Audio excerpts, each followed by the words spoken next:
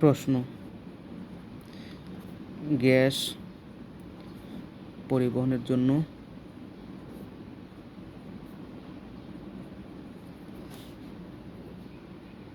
কোন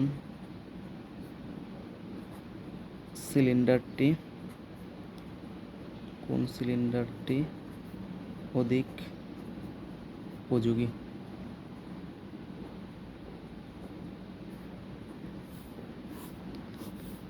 সমাধান, এরকম প্রশ্ন করলে হচ্ছে পিভি বাই টি এর মান বাইর করতে হইব। দেখতে হইব পিভি বাই টি এর মান কোন ক্ষেত্রে কম, তো এই ক্ষেত্রে কম, ওটা হচ্ছে অধিক উপযোগী।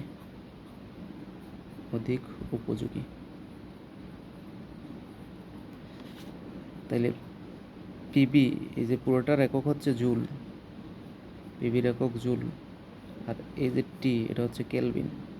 তাহলে joule by kelvin,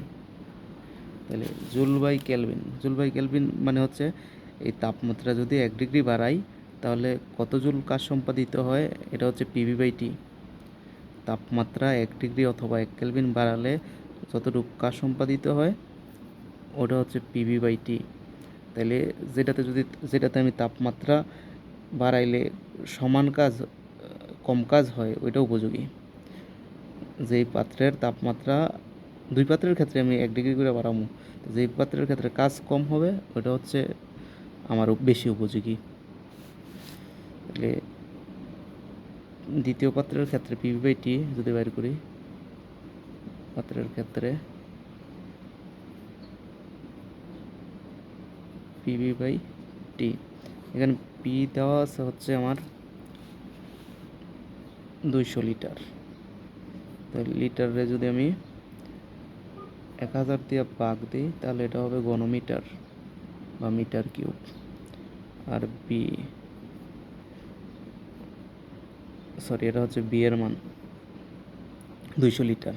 R P হচ্ছে চাপ দেওয়া আছে 50 এটিএম, চাপ 50 এটিএম, পি এখানে 50 এটিএম। তাহলে 50 এটিএম রে যদি আমি 101.325 দিয়ে গুণ দিই তাহলে যাবে প্যাসকেল বা নিউটন পার মিটার স্কোয়ার। এটা হচ্ছে পি এর মান। আর টি দেওয়া আছে 37 ডিগ্রি, তো 37 ডিগ্রি যদি আমি 273 যোগ দিই সাথে তাহলে এটা হবে কেলভিন।